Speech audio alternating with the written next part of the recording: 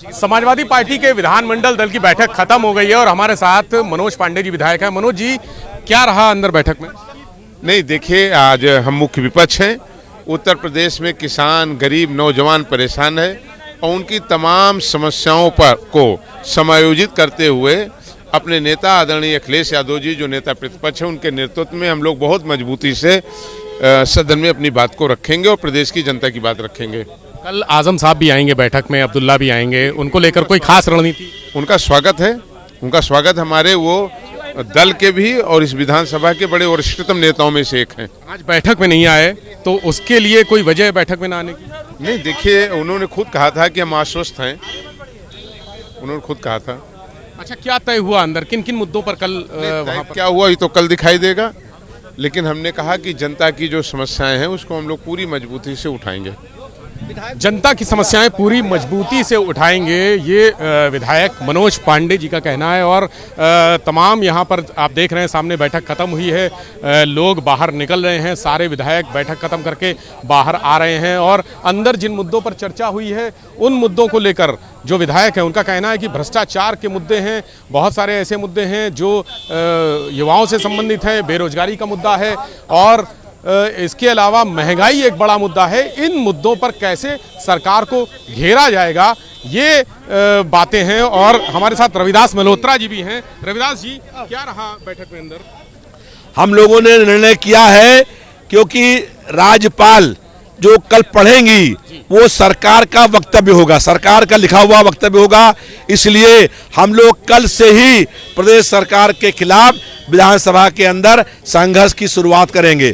सरकार ये चाहती है कि सत्र बहुत छोटा हो ताकि बहस ना हो पाए, लोग अपनी बात ना कह पाए। हम लोग ये चाहते हैं कि सत्र को लंबा किया जाए। अगर सत्र लंबा नहीं होगा तो हम लोग रोज देर रात तक सदन चलने के लिए सरकार को मजबूर करने का काम करेंगे। प्रदेश में लगातार महंगाई बढ़ रही है, बेरोजगारी बढ़ रही है, विकास के सारे काम ठप हैं, प्रदेश में लगातार अपराध बढ़ रहे हैं, हमारी बहन और बेटियां सुरक्षित नहीं हैं और बुलडोजर के माध्यम से पूरे प्रदेश में वसूली होने का काम हो रहा है। इसके खिलाफ हम लोग कल से ही विधानसभा के अंदर मजबूती के साथ संघर्ष करने का काम करेंगे। कौन कौन से मुद्दे तय हुए हैं संघर्ष के लिए? तय हुआ है कि जो महंगाई लगातार बढ़ रही है, बेरोजगारी बढ़ रही है, उसके अलावा अपराध बढ़ रहे हैं, उसके अलावा जो मेडिकल सुविधाएं हैं वो लोगों को नहीं मिल रही हैं, स्कूलों की हालत बहुत ज़्यादा खराब है, प्रदेश से बिजली नहीं मिल रही है और 48 जिलों के अंदर 137 पत्रकार जिलों के अंदर बंद हैं। तो पत्रकारों को रिहाई करने की मांग को लेकर के हम लोग संघर्ष करेंगे कि प्रदेश में लोकतंत्र की हत्या हो रही है, तानाशाही लागू हो गई है, दमन जुल्म और तानाशाही से ये सरकार चल रही है।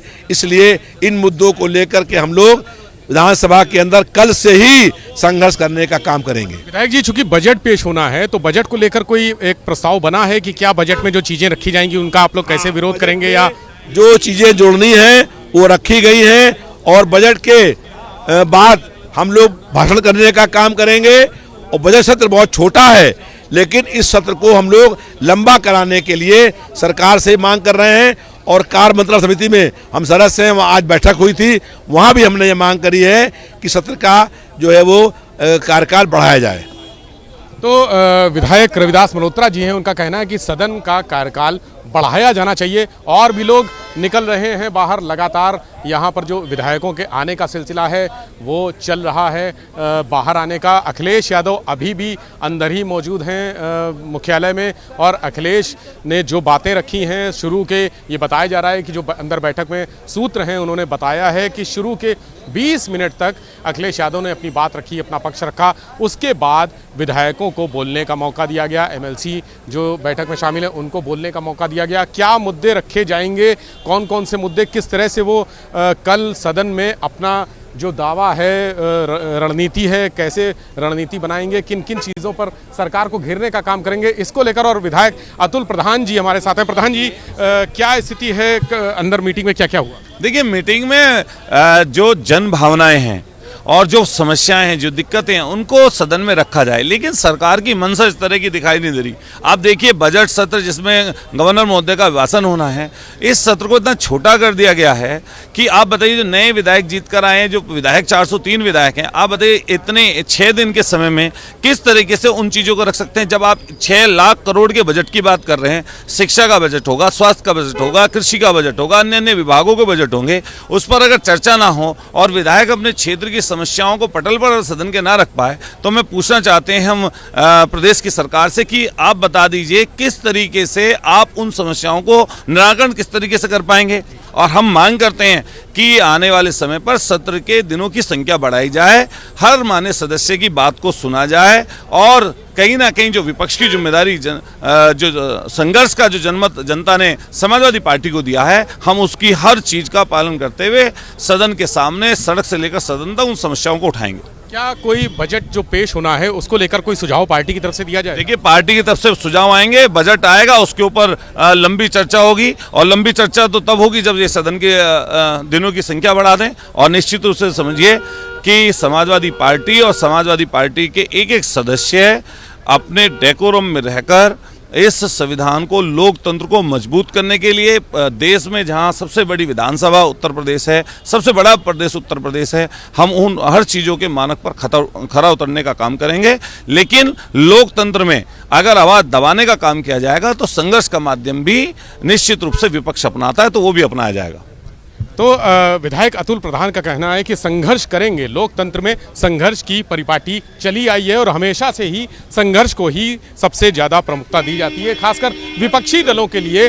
और विपक्षी दल के तौर पर, एक नेता के तौर पर अखिलेश यादव खुद सदन में मौजूद रहेंगे और जो उनके विधायक दल हैं, विधायक दल के सदस्य हैं, वो भी भीतर रहेंगे और तमाम चीज़ें हैं। हमारे साथ इरफान सोलंकी हैं जो समाजवादी पार्टी के विधायक हैं। इरफान सोलंकी जी, ये बताइए कि अंदर क्या मीटिंग में रहा और आपने अपना कोई पक्ष रखा, अपनी कोई बात रखी? बिल्कुल, हमारी बात तो यही है और ये जो मुद्दे चल रहे हैं, जो अभी आपने देखा होगा कि टीवी में भी चला है कि जिला अधिकारी कह रहे हैं जो राशन के अपात्र व्यक्ति हैं, जिनके राशन कार्ड बन गए, उनके राशन कार्ड कैंसिल होंगे और उसकी दोबारा जांच होगी और जिसने गलत राशन लिया उससे वसूली करी जाएगी। और वहीं कल मुख्यमंत्री जी कहते हैं कि ऐसा, माफ़ करिए, मंत्री जी कहते हैं कि ऐसा कोई शासन आदेश ही नहीं है।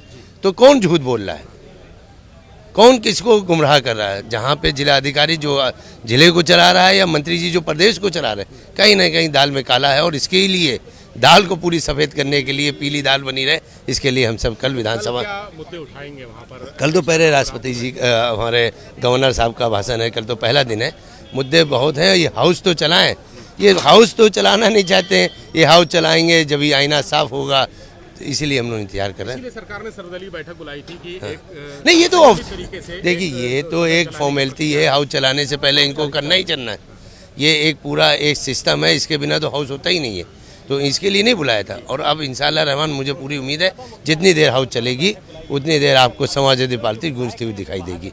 तो विधायक हैं कानपुर से इरफान सोलंकी और इनका भी कहना है कि सदन चलाने के लिए सरकार सदन चलाना नहीं चाहती, बहुत कम वक्त दिया है, बजट सत्र है, इसमें जो कम वक्त है उतने कम वक्त में पूरी तरह से बात नहीं रखी जा सकती। इसीलिए तमाम विधायक जो अंदर से बाहर आ रहे हैं, सारी जो समाजवादी पार्टी के हैं, वो अपनी बात रख रहे हैं और सबका लब्बो लुआब यही है कि सदन को चलाने के लिए और वक्त चाहिए, ज़्यादा वक्त चाहिए। और जो संघर्ष है, जिस तरह से संघर्ष की रणनीति तय की गई है, विरोध प्रदर्शन की रणनीति तय की गई है कि सरकार जो अपने बातें रखेंगी उसको लेकर कैसे विरोध करना है, ये भी आज की बैठक में तय हुआ है और कल इसका मुजाहिरा सदन में देखने को मिलेगा। कैमरा सहयोगी हरिओम के साथ विवेक त्रिपाठी, एबीपी गंगा, लखनऊ।